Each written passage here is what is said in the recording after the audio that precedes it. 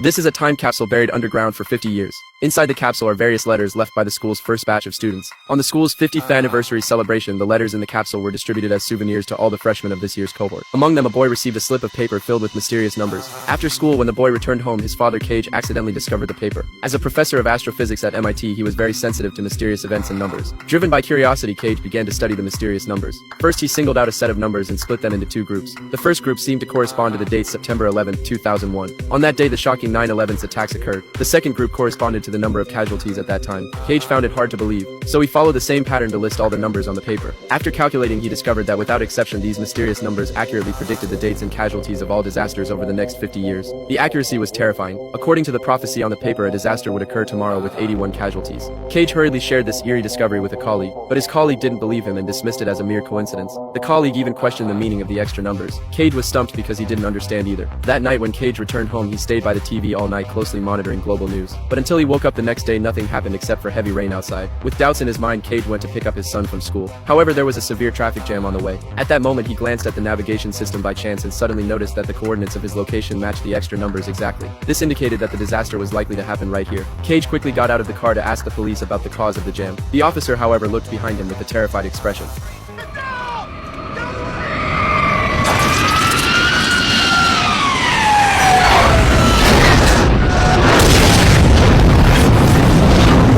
Cage, having narrowly escaped death, returned home. He looked at the news report on TV. He discovered that the number of victims in the crash was exactly 81. It perfectly matched the number on the prophecy sheet. Following the numbers further, the next disaster was also about to happen, and this time the death toll would exceed 100. So Cage went to find the girl's former teacher, but the girl who wrote the prophetic numbers had already died. But Cage wasn't ready to give up. He then found the prophet girl's daughter, Sarah, and he told her about the prophecy written on the paper. When she heard it was about her mother, Sarah reacted with surprising intensity. She turned around to leave immediately, but Cage hurried after her and said that a foretold disaster would occur tomorrow. Over 100 people would die. But Sarah didn't care and walked away. Cage had no choice but to inform the police of the predicted location. He asked them to block off the surrounding streets in advance. When he arrived at the scene the next day, he found that the police had done nothing. At that moment, a moving subway train suddenly lost control and derailed.